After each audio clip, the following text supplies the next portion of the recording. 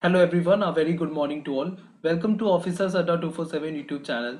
I hope everyone is good and fine and preparation is going at very right pace. Now exam is very nearby and this is a very right time when we should prepare at very best level. Okay, so this is another session where we are going to discuss some more numericals, and based on that we are going to understand some more concepts, and that all the questions we included, that all are based on the previous year memory based questions. So please maintain the notes as well. Okay, so let's start the session. So the first question, that is out of the following bills at site is. So for solving these kind of the questions, first understand what do we understand by the bill at site is. Okay, so the answer of this question, that is of the multiple choices that are given here, that is pay B, that is 500 rupees on the presentment. Second option, that is pay B 500 rupees after 3 months, and third option, that is a pay B 500 rupees after site. So what do we understand by the bill at site? So a bill at site has a 3 days grace period. A bill at site, that means a 3 days grace period, and it is also known as bill on demand. This is very important. Okay, so it is also known as bill on demand. What we understand by this? Look, when no deadline for the payment is specified in the bill of exchange, and bill is payable whenever it is presented to drawee. Okay, so in bill of exchange there is a term that is drawer, there is another term that is drawee, and there is another term that is pay. Okay, so drawer who just make the bill of exchange, drawee who accept the bill of exchange, and pay is a third party, or say drawer endorse the third party. Okay, so this is a third party payment, and that is known as a pay. Okay, so drawer who makes the bill of exchange, or say who just provided goods or services on credit to the drawing, or say to the company, to the organization, or to the person. Okay, so basically a drawer is known as a creditor, and drawee who is known as a debtor.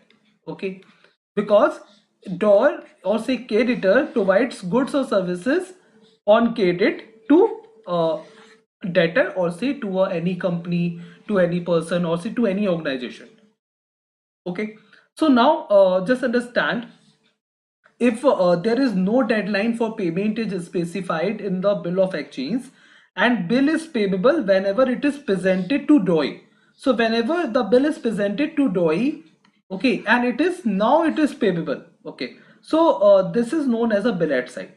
And when bill is payable on demand, 3 days of grace are not granted.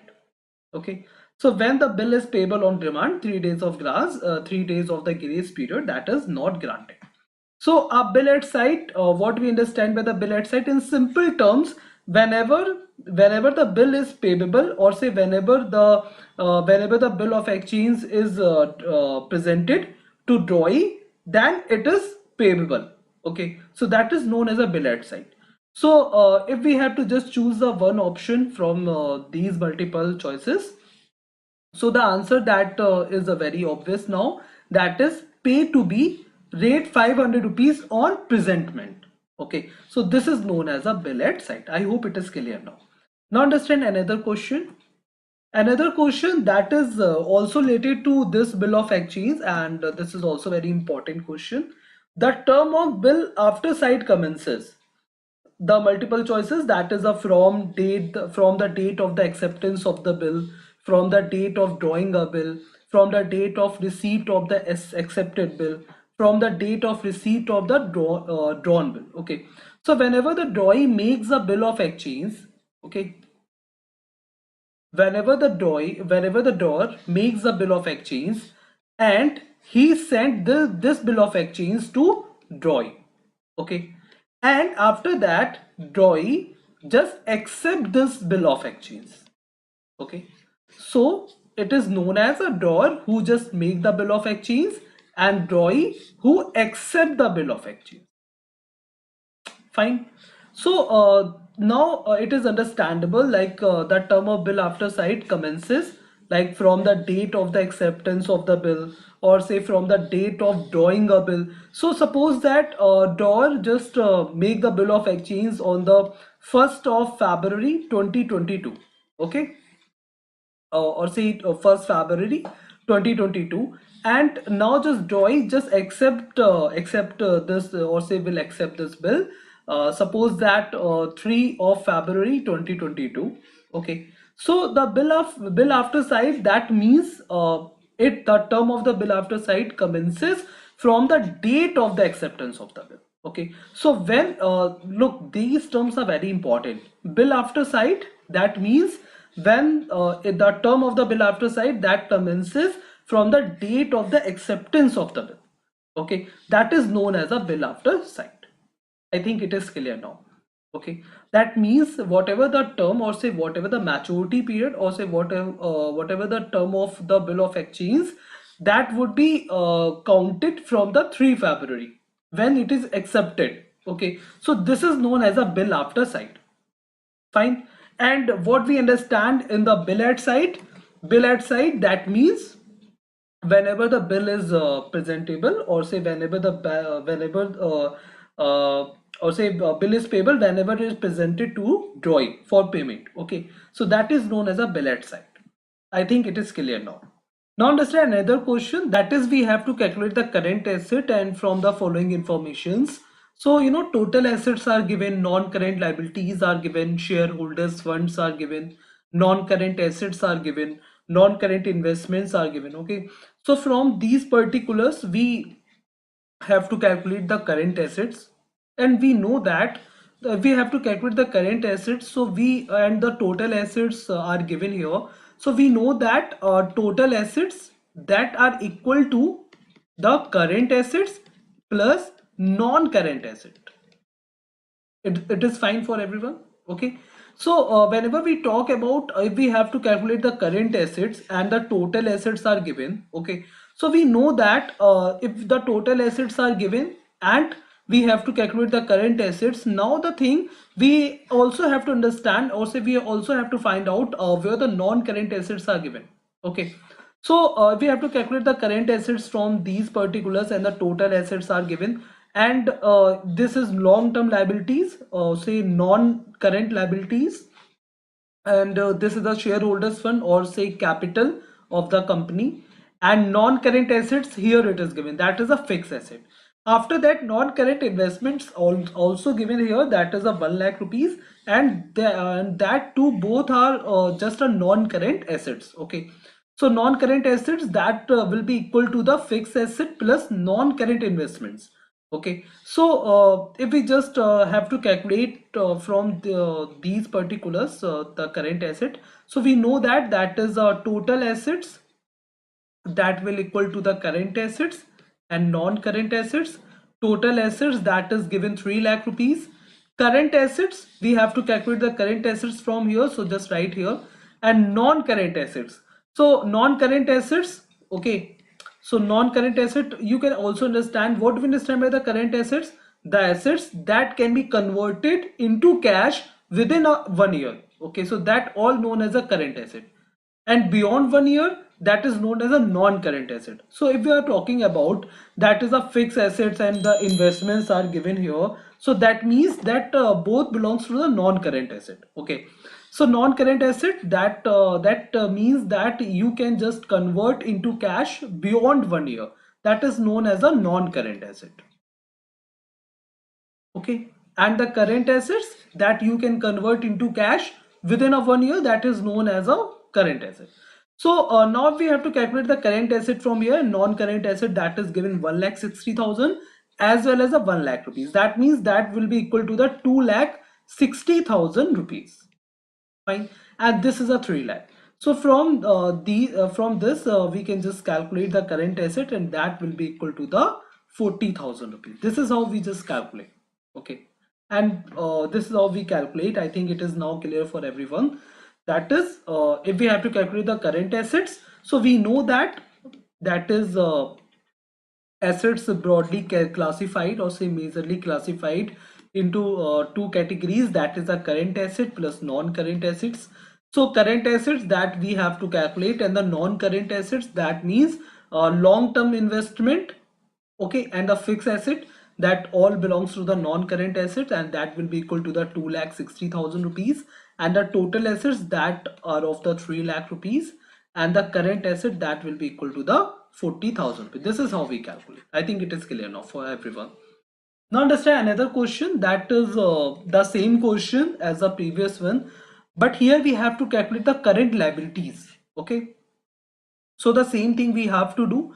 If the non-current liabilities are given, shareholders funds and assets are given here, so we know that again, that is the total liabilities that will be equal to the current liabilities plus non-current liabilities.